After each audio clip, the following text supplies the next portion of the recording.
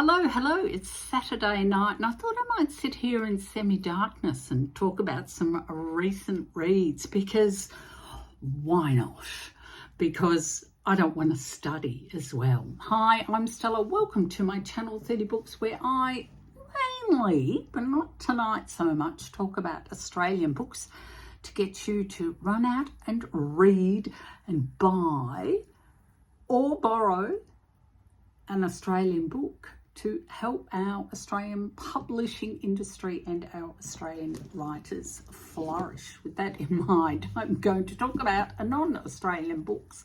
A couple of years old now. It's a memoir from former childhood star Jeanette McCurdy. I'm glad my mom died.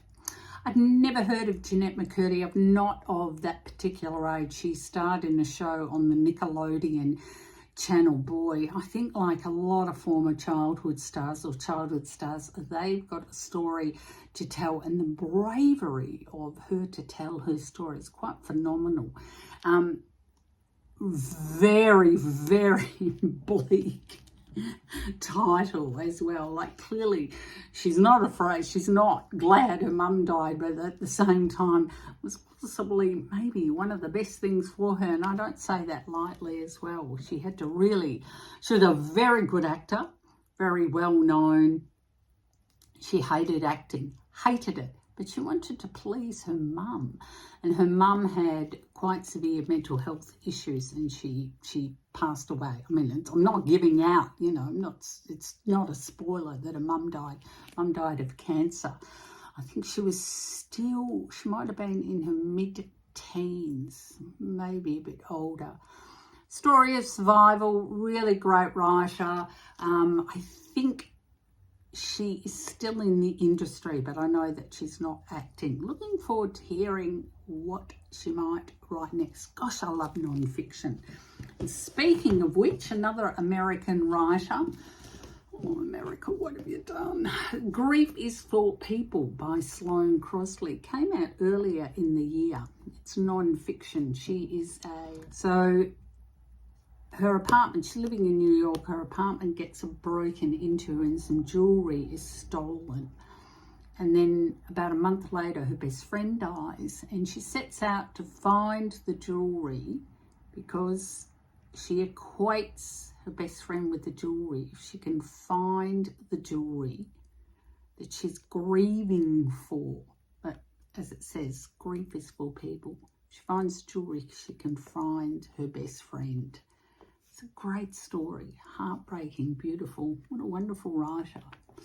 She's got some essays out she brought out a couple of years ago. I'm going to go and hunt those down. That's Sloane Crosley, Grief is for People. And I know a lot of people are grieving at the moment.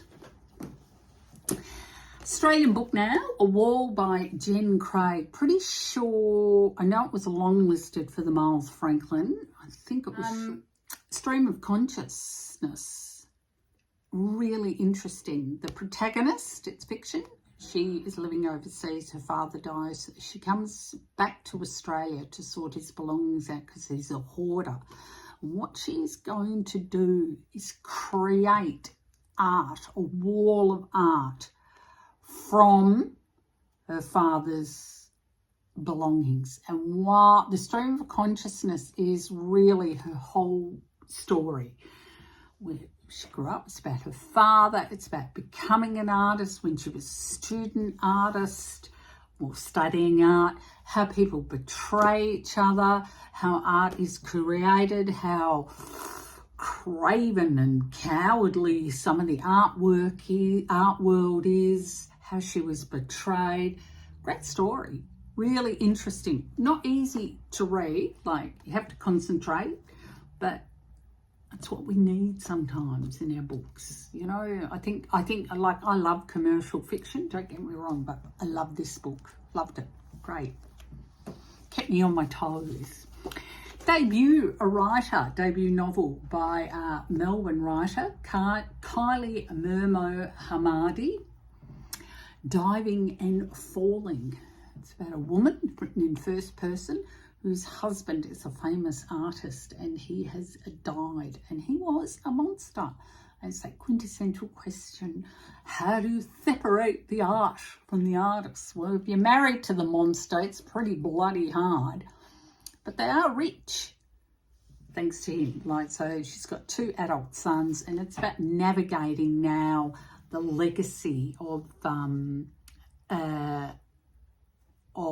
what he left behind.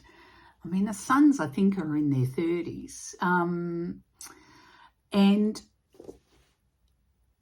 great debut novel, but I don't know if I'm that interested in reading about rich people and their problems. No, I'm not. I don't think I cared enough.